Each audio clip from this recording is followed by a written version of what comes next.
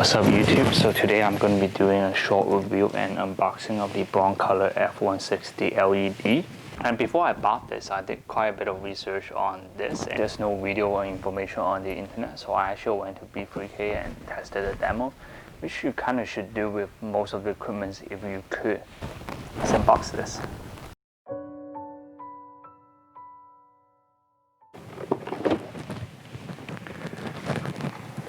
So inside this box we have the cables, the manual,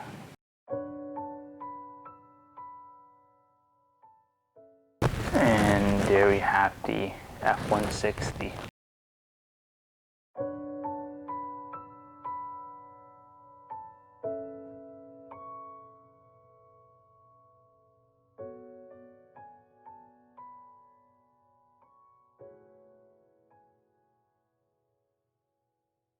So here we have the lamp, and the cable actually goes from here, and yep, I'm just gonna connect this in a moment.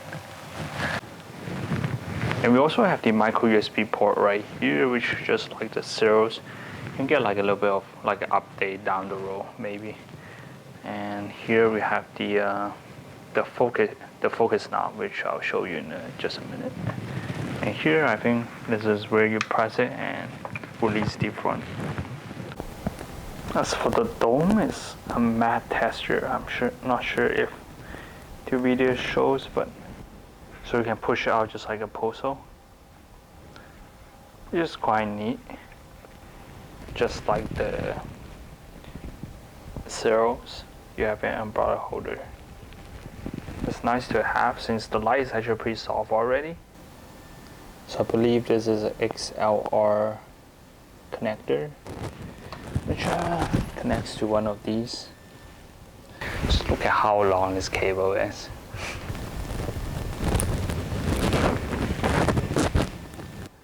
As for the on-location battery that they have, is a remount battery, which any remount battery works, but you still have to get like a SLR mount. So you can put the remount battery on the mount and then connect it through the XLR cable.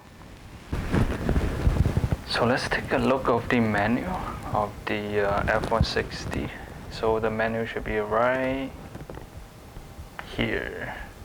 Okay, so on first of the list is the unit. You can change from S dot to percentage. So if it's percentage, so it pretty much just says how much percent of power you're using. And then I'll probably prefer f-stop, so let's leave it on that. And this is just the lights on here, which I also prefer to be on. And then we have the lamp address, which is like all the other Broncolor serials. And as for the Wi-Fi, I'm not sure if you can use the Wi-Fi on here yet. It's the same as any other serials or the Score Wi-Fi, which you have the on off and just Studio 1 2, and you also have the display right here, which you can turn to 180 degrees in case you have the light upside down. So here we have the firmware version. One thing that I want to change right off the bat for this firmware is that whether I could turn the light completely off, because of right now, if I disconnect the AC cable, that's the only way that you could turn off the whole light. But let's say if you were just to turn off the front, that's the only option, and then you turn it back on. So with the firmware, hopefully that if you long press it, the whole light turns off.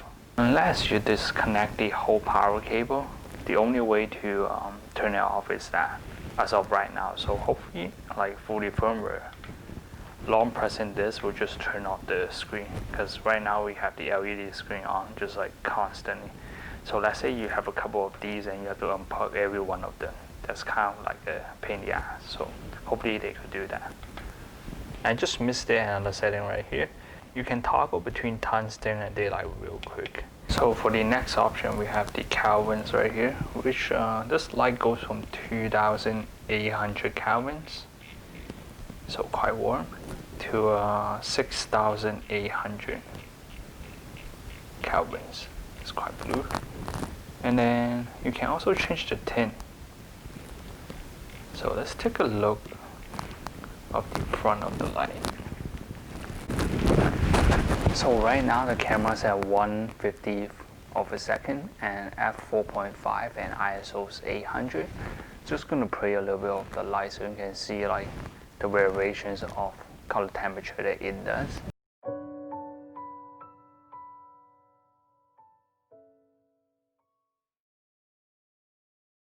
So in case of an emergency or if you were to do something quick, I would just use the light like that. It actually isn't too bad.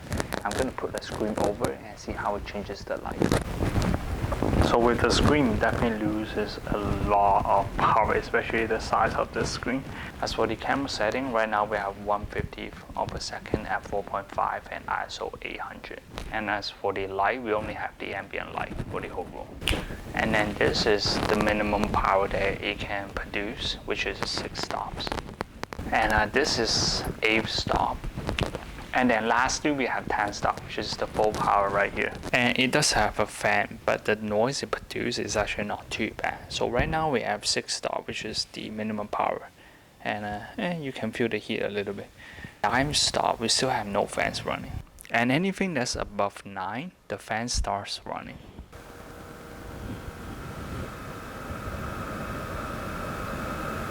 If you compare to something like the Aperture 300D, which is a lot brighter, or the Aperture 120D, which should be similar, I would say this has the least amount of fan noise.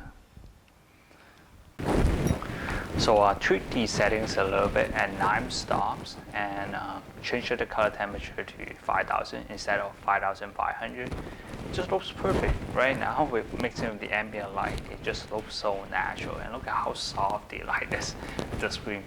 That's the thing I love about Broncolor, is that like it makes things so much easier.